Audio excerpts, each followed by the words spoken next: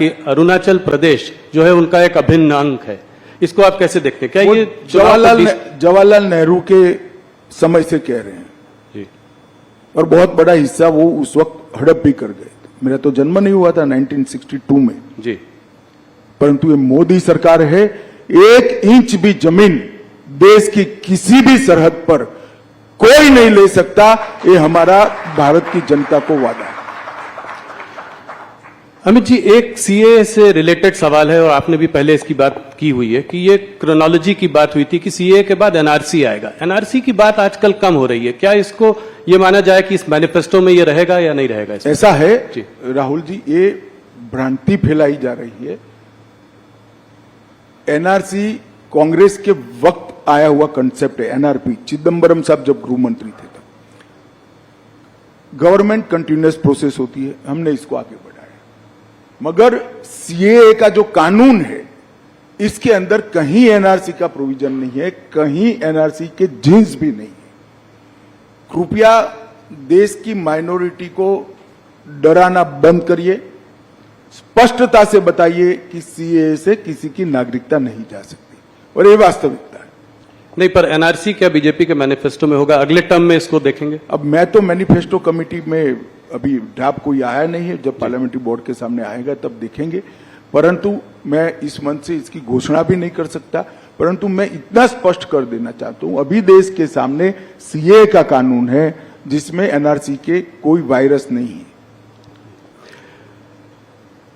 क्या कहते हैं, इस पिछले आपका जो 5 साल का कार्यकाल रहा उसमें आप लोगों ने बहुत बड़े काम किए। 370 अभी सीए की हम लोग बात कर रहे थे, एक यूनिफॉर्म सिविल कोड की भी बात हुई है और इसको आपने जो है उत्तराखंड के गवर्नमेंट के उसके माध्यम से शुरुआत भी की है।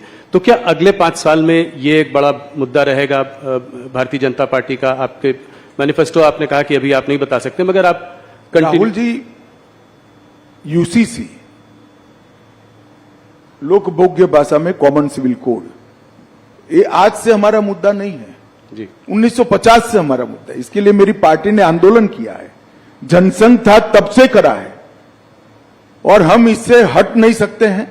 हम मानते हैं कि पंथ निरपेक्ष देश में सभी के लिए एक कानून होना चाहिए, इसमें किसी से कोई मतभेद, और हम इस बात को जनता के सामने मुखरता के साथ रखेंगे।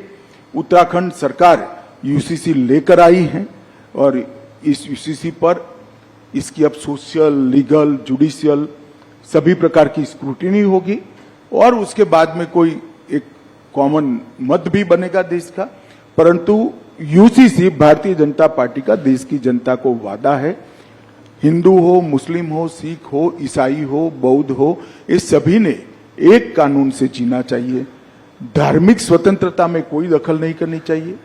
लग्न की पद्धति क्या हो, अपने अपने धर्म के हिसाब से हो, परंतु कानून एक होना चाहिए।